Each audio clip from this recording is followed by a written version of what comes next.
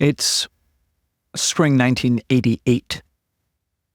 I'm sitting in an English class, and I get up and I walk out because that class was a complete waste of time.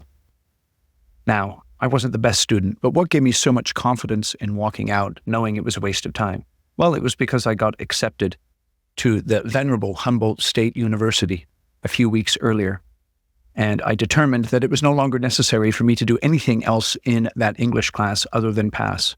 And my presence in the class was not required for getting that passing grade. So I determined that the class was a waste of time, and I walked out. So what does my poor academic record and learning skills have to do with Construction Genius podcast? Well, we're going to find out here today, because one of the things you're going to learn is why walking out of meetings that are a waste of time is actually an act of kindness. And today we're going to be learning from one of the most successful business people in all of human history, and that is Elon Musk. Let's dive right in. This is Eric Anderton, and you're listening to Construction Genius, a leadership masterclass. Thomas Edison said that genius is 1% inspiration and 99% perspiration. If you're a construction leader, you know all about the perspiration, and this show is all about the 1% inspiration that you can add to your hard work to help you to improve your leadership.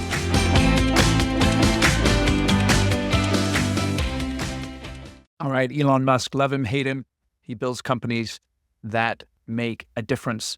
And so we're going to take some tips from him today on productivity.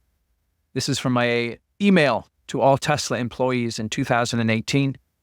Let's dive right in. Number one, excessive meetings are the blight of big companies and almost always get worse over time. Please get rid of all large meetings unless you're certain they're providing value to the whole audience, in which case, keep them very short. Key phrase here, providing value to the audience. So whether your meeting is large or small, always ask that question. Are the people involved in the meeting able to provide value, get value from the information that's being shared? Think about this in terms of construction. Obviously, meetings are vital, particularly as they relate to either winning work, planning work, or building work. But are we having too many meetings? Are the meetings not focused on providing value? Are the wrong people in the meetings and therefore wasting time and precious money? Make sure that those project meetings are dialed in so that you have the right people in the room for the right amount of time, exchanging the right information so that you can keep moving forward.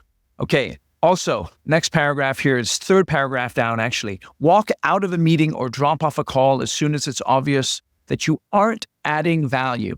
I love this one very much, right? You're 20 minutes into the meeting, your portion is already finished. You don't need to be there for the rest of the meeting, so why are you there? Ask yourself, am I adding value? And if you're not, it's not rude to leave. It is rude to make someone stay and waste their time. So therefore, stand up and walk out. Next one, don't use acronyms or nonsense words for objects, software, or processes. Now, this is really great in construction because we get the old heads in the room and they've been in the business for many, many years. Or you have, let's say, a new client or a new sub in the room and you guys start throwing around the acronyms and people are looking with blank stares. They don't know what's going on. Maybe they're a little intimidated, so they don't want to raise their hand and sound dumb by asking what that means. Or you have new people in the room, right? Your new project engineers, and they want to make an impression. And again, all these acronyms are flying around and they don't know what's actually being said. So stop using the acronyms.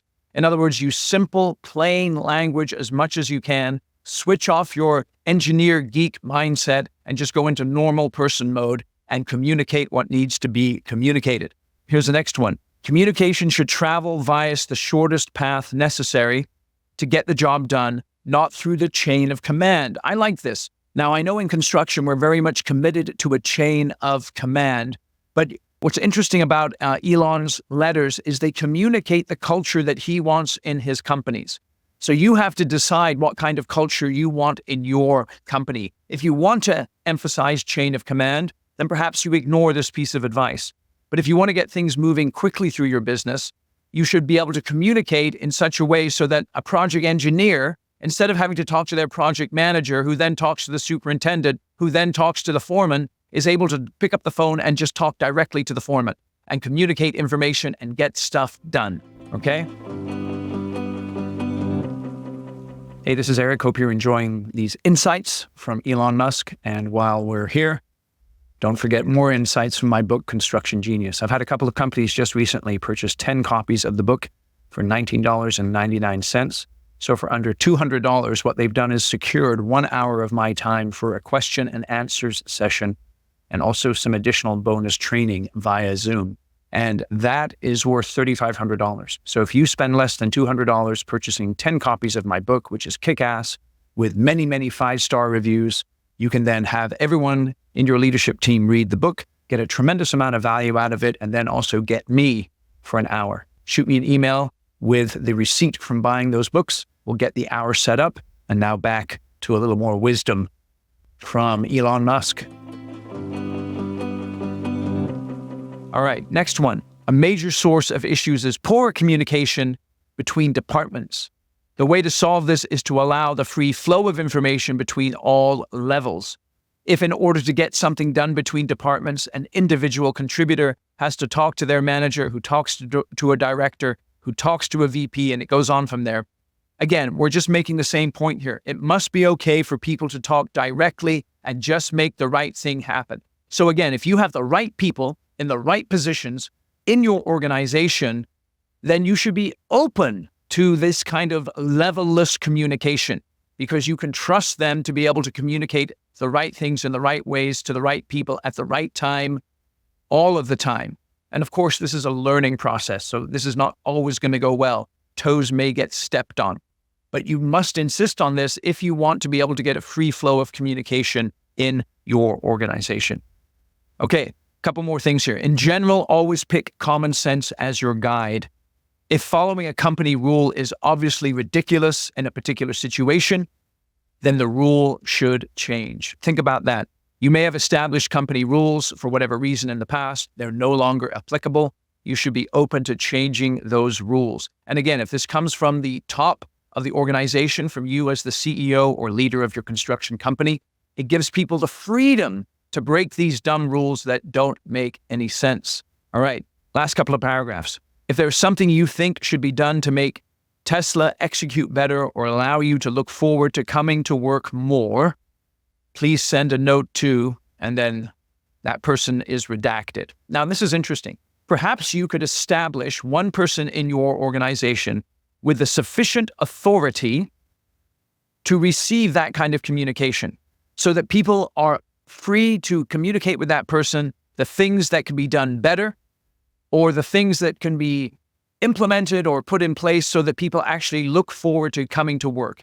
And why is that important? Well, at Tesla, you see the last paragraph here. Thanks for being such a kick-ass team and accomplishing miracles every day. It matters. We are burning the midnight oil to burn the midnight oil. Again, Elon's burning the midnight oil, the candle from both ends. He's kicking ass and taking names. And if that's your company, then you need to remove as much friction as possible from people's lives so that they'll actually look forward to coming in and working extremely hard and kicking ass on a regular basis. So establish that point person who can receive that information, disseminate it to the necessary people, and make the changes so that your company is a great place to work on an ongoing basis for the right people who are in the right positions. All right, so that's a quick overview of some of Elon's thoughts on productivity. Hope you found it helpful. Hope you found some tips here that you can instill in your people, and appreciate you checking it out. Hey, this is Eric. Thank you for listening today. Hope you enjoyed these insights into productivity, particularly around running effective meetings.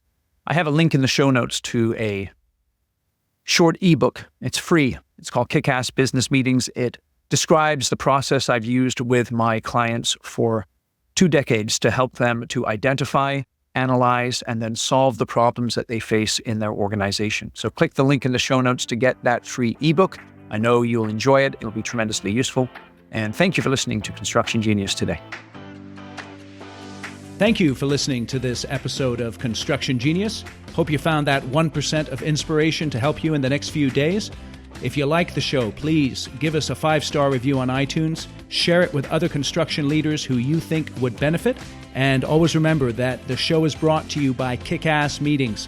I've been working with construction leaders since 2004, teaching them how to run extremely effective problem-solving meetings that gets their people collaborating, taps into their creativity, and to get yourself a free copy of the Kick-Ass Meeting Report, go to www.ericanderton.com/kickassmeetings. Grab yourself that free report, read it, use it in your business. You'll find it extremely useful. And thanks again for listening.